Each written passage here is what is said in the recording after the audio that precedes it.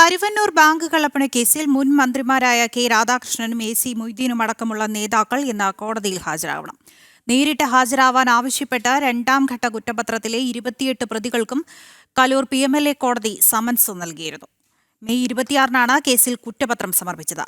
കേസിൽ ആകെ 83 പ്രതികളാണുള്ളത്. കൊച്ചിയിൽ നിന്ന് വിവരങ്ങളുമായി ജിജീഷ് കരുണാകരൻ ചേരുന്നുണ്ട്. കരുവന്നൂർ കള്ളപ്പണ കേസിലാണ് ഇന്ന് എ.സി. മൊയ്തീനും അതുപോലെ തന്നെ കെ രാധാകൃഷ്ണനും അടക്കമുള്ള നേതാക്കൾ ഹാജരാകുന്നത്. കൊച്ചി PMLA കോടതി ഇന്ന് ഹാജരാവണമെന്ന് കാണിച്ച് രണ്ടുപേർക്കും നോട്ടീസ് നൽകിയിരുന്നു. രണ്ടാം ഘട്ടത്തിലെ കുറ്റപത്രത്തിലെ 28 പ്രതികൾക്കാണ് കോടതി സമൻസ് നൽകിയിരുന്നത്. കഴിഞ്ഞ മെയ് 26-നാണ് കേസിൽ രണ്ടാം ഘട്ട കുറ്റപത്രം സമർപ്പിച്ചത്. കേസിൽ ആകെ 28 പ്രതികളാണുള്ളത്. ഇതിൽ എ.സി. മൊയ്തീനും അതുപോലെ കെ രാധാകൃഷ്ണനും അടക്കമുള്ള നേതാക്കളാണ് ഇന്ന് PMLA കോടതിയിൽ ഹാജരാവുക. എന്തൊക്കെയാണ് വിശദാംശങ്ങൾ ജിജീഷ് കരുണാകരൻ?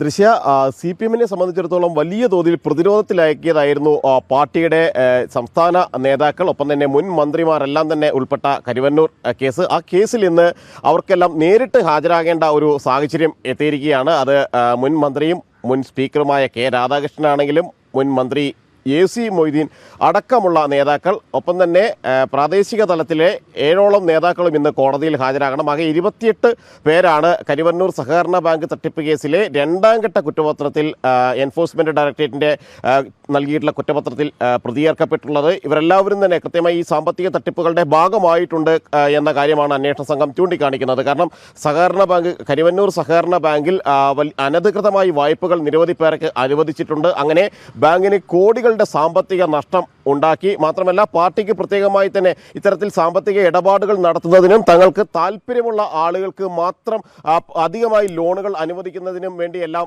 കമ്മിറ്റികൾ രൂപീകരിച്ചിരുന്നു. പാർലമെന്ററി കമ്മിറ്റി, സബ് കമ്മിറ്റി എന്നീ പേരുകളിലായിരുന്നു ആ കമ്മിറ്റികൾ രൂപീകരിച്ചിരുന്നത്.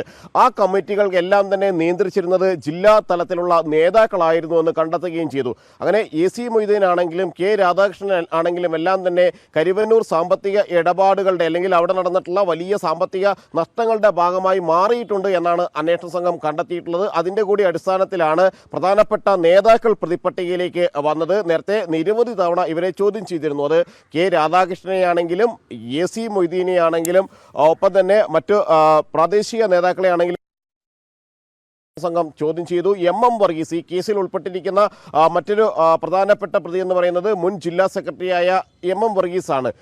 ഇത്തരത്തിൽ ലോണുകൾ അനുവദിക്കുന്ന കാര്യത്തിൽ മാത്രമല്ല, പാർട്ടിക്ക് വേണ്ടി പ്രത്യേകമായി തന്നെ ഈ ലോണുകൾ അനധികൃതമായി വായ്പകൾ അനുവദിച്ച് കിട്ടുമ്പോൾ അങ്ങനെ അനധികൃത വായ്പകളുടെ ഗുണം അനുഭവിച്ച ആളുകൾ അതിലൊരു പങ്ക് പാർട്ടിക്ക് സംഭാവന എന്ന ഇനത്തിലായിരുന്നു നൽകിയിരുന്നത്. ആ പണം ഉപയോഗിച്ച് പാർട്ടി പലയിടത്തും സ്വത്തുക്കൾ വാങ്ങാൻ ശ്രമിച്ചിട്ടുണ്ട്.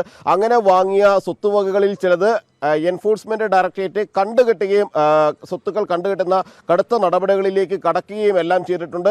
അത്തരമൊരു പ്രധാനപ്പെട്ട കേസിലാണ്, കരുവന്നൂർ സഹകരണ ബാങ്ക് തട്ടിപ്പ് കേസിലാണ് ഇന്ന് CPM നേതാക്കൾക്ക് നേരിട്ട് കോടതിയിൽ ഹാജരാകേണ്ട ഒരു സ്ഥിതിവിശേഷം ഉണ്ടായിരിക്കുന്നത്. ഇവരെല്ലാവരും തന്നെ ഇന്ന് കോടതിയിൽ ഹാജരായി ജാമ്യം എടുത്തു വേണം ഇനി മുന്നോട്ട് പോകാൻ.